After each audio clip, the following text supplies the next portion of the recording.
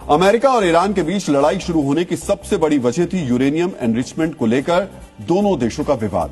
लेकिन परमाणु बम बनाने में इस्तेमाल होने वाली इसी यूरेनियम को लेकर आज भारत और ऑस्ट्रेलिया के बीच एक बड़ा समझौता हुआ है। भारत इस यूरेनियम का इस्तेमाल परमाणु बम बनाने के लिए नहीं बल्कि परमाणु बिजली बनाने के लिए करेगा। यानी यूरेनियम का इस्तेमाल विनाश के लिए नहीं बल्कि विकास के लिए होगा। इस समझौते को आप क्रिकेट की भाषा में मजबूत साझेदारी कह सकते हैं। आज आपको जानना चाहिए भारत और ऑस्ट्रेलिया की साझेदारी कितनी मजबूत और कितनी जरूरी है। क्रिकेट के मैदान में दोनों देशों की राइवलरी चलती है, लेकिन कूटनीति के मैदान में ये दोनों फ्रेंडली मैच खेलते हैं, यानी एक दूसरे का दोस्त बनकर खेलते हैं। और यही वजह है आज दोनों देशों ने आपस में 18 समझौते किए। ये समझौते प्रधानमंत्री नरेंद्र मोदी के ऑस्ट्रेलिया दौरे के दौरान हुए। इनमें से जिस समझौते की बात आज हम प्रमुखता से करने वाले हैं वो भारत की ऊर्जा सुरक्षा से जुड़ा हुआ है। ये समझौता यूरेनियम की सप्लाई को लेकर है। इस समझौते से भारत में परमाणु बिजली के उत्पादन को नई रफ्तार मिलेगी। भारत और ऑस्ट्रेलिया ने आज सिविल न्यूक्लियर समझौते की व्यवस्था को अंतिम रूप दे दिया। इसके साथ ही ऑस्ट्रेलिया से शांतिपूर्ण उद्देश्य के लिए यूरेनियम के आयात का रास्ता साफ हो गया। दोनों देशों ने 2014 में ही सिविल न्यूक्लियर समझौता किया था, लेकिन कुछ तकनीकी अड़चनों की वजह से समझौते के बावजूद यूरेनियम की सप्लाई शुरू नहीं हो सकी थी। पीएम मोदी के इस दौरे में उन दिक्कतों को दूर करते हुए समझौते को फाइनल कर लिया गया। न्यूक्लियर एनर्जी के क्षेत्र में आज हमने एक महत्वपूर्ण समझौता किया है। इससे ऑस्ट्रेलिया से भारत को यूरेनियम सप्लाई का मार्ग खुलेगा और हमारे क्लीन एनर्जी के उद्देश्यों को नई ताकत मिलेगी। ऑस्ट्रेलिया से मिलने वाले यूरेनियम का उपयोग भारत केवल शांतिपूर्ण उद्देश्यों जैसे बिजली बनाने के लिए करेगा। परमाणु हथियार बनाने में इसका इस्तेमाल नहीं किया जाएगा। सुरक्षा और पारदर्शिता सुनिश्चित करने के लिए यह पूरी व्यवस्था अंतर्राष्ट्रीय परमाणु ऊर्जा एजेंसी यानी IAEA के सुरक्षा मानकों और सख्त निगरानी के दायरे में काम करेगी।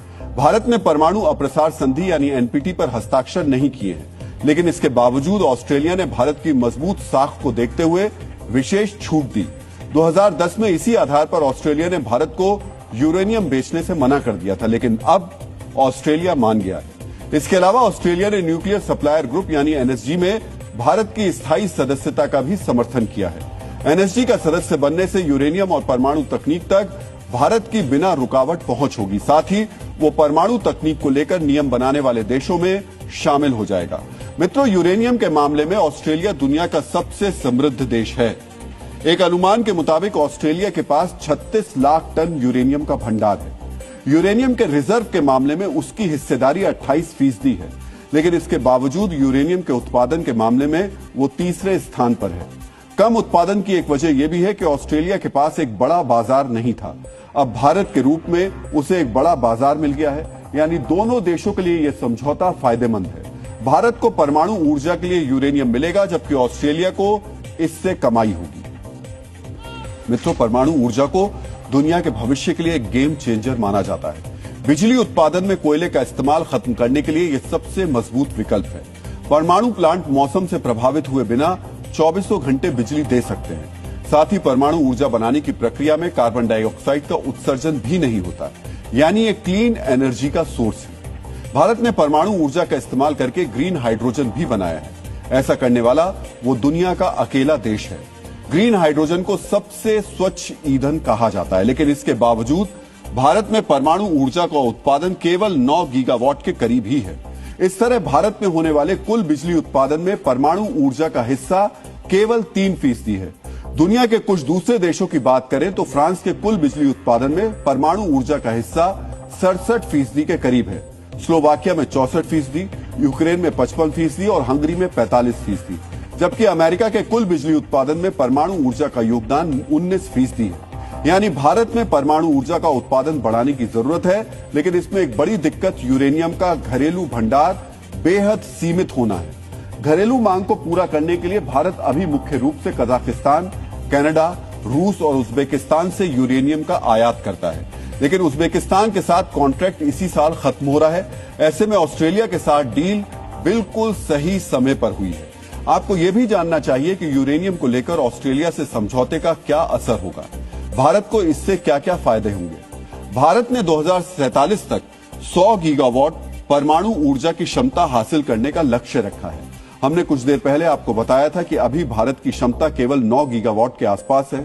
100 गीगावाट का लक्ष्य हासिल करने के लिए यूरेनियम की भारी मात्रा चाहिए और ऑस्ट्रेलिया वो सप्लायर बन सकता है। इसके अलावा भारत ने 2070 तक नेट जीरो कार्बन उत्सर्जन का लक्ष्य रखा है, यानी भारत क्लीन एनर्जी की तरफ कदम बढ़ाएगा। इसके लिए कोयले से बिजली का उत्पादन कम करना होगा, जबकि परमाणु ऊर्जा की भागीदारी बढ़ानी होगी। परमाणु ऊर्जा का लक्ष्य आर्टिफिशियल इंटेलिजेंस और आधुनिक डेटा सेंटर को बढ़ावा देने के लिए भी हासिल करना जरूरी है। भारत बड़े पैमाने पर एआई और डेटा सेंटर को बढ़ावा दे रहा है। इन्हें 24 घंटे बिजली की जरूरत होती है। बिजली की सप्लाई बढ़ाने के लिए परमाणु ऊर्जा का उत्पादन बढ़ाना होगा। मित्रों, यूरेनियम के अलावा भारत और ऑस्ट्रेलिया के बीच आज कुछ और महत्वपूर्ण समझौते हुए। आपको उन समझौतों के बारे में भी जानना चाहिए। दोनों देशों ने रक्षा और सुरक्षा में सहयोग बढ़ाने के लिए एक साझा घोषणा पत्र जारी किया। इसके तहत दोनों देश इंडो पैसिफिक में रक्षा से जुड़े मामलों में तालमेल और रक्षा अभ्यास बढ़ाएंगे। साथ ही एक दूसरे के क्षेत्रों में सैन्य विमानों की तैनाती बढ़ाने पर भी सहमति बनी है। भारत और ऑस्ट्रेलिया डिफेंस इनोवेशन कॉरिडोर के जरिए भी रक्षा सहयोग बढ़ाएंगे। इस कॉरिडोर से दोनों देशों के डिफेंस स्टार्टअप्स और उद्योगों को जोड़ा जाएगा। दोनों देशों ने क्रिटिकल मिनरल्स कॉरिडोर बढ़ाने का भी फैसला किया है। इसके तहत लिथियम समेत महत्वपूर्ण खनिजों की सप्लाई चेन और प्रोसेसिंग में मदद करेंगे। अंतरिक्ष सहयोग के तहत ऑस्ट्रेलिया गगनयान मिशन में मदद करेगा। वो अपने कोकोस द्वीप पर एक अस्थायी स्पेस ट्रैकिंग टर्मिनल स्थापित करेगा, जिससे गगनयान को सहायता मिलेगी। मित्रों, आज मेलबर्न में प्रधानमंत्री मोदी ने भारत और ऑस्ट्रेलिया के मजबूत होते संबंधों को क्रिकेट की भाषा में समझाया।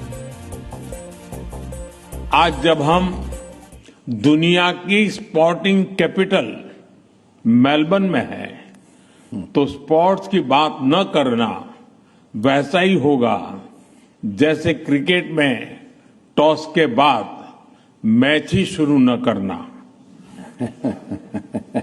क्रिकेट भारत और ऑस्ट्रेलिया के रिश्तों की अपनी डिप्लोमेटिक लैंग्वेज है।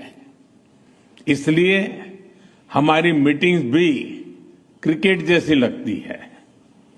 एजेंडा वनडे जैसा फोकस है।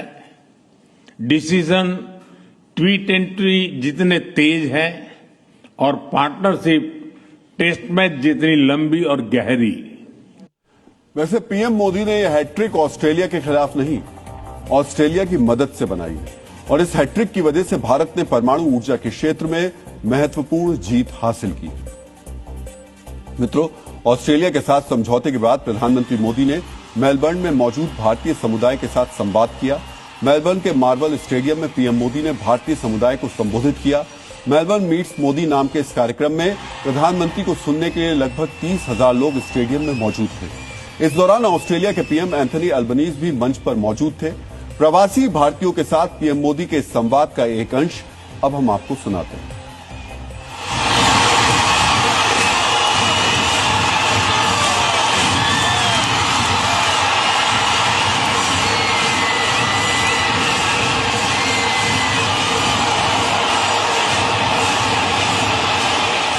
In welcoming my friend, Prime Minister Narendra Modi.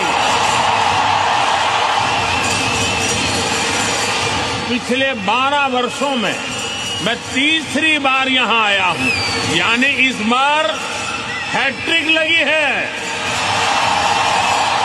ये दिखाता है कि भारत और ऑस्ट्रेलिया के रिश्ते किस ऊंचाई पर है। घर में दूध ऑस्ट्रेलिया वाला आता है, लेकिन चाय भारत वाली बनती है। दाल सब्जियां ऑस्ट्रेलिया की हैं, लेकिन उनमें तड़का देसी मसालों का ही लगता है। आप ऐसे ही भारत ऑस्ट्रेलिया संबंधों को अपने जोश से भरते रहिए, चौके छक्के मारते रहिए। आपकी सफलता में ही भारत और ऑस्ट्रेलिया की सफलता है। भारत माता की वंदे वंदे।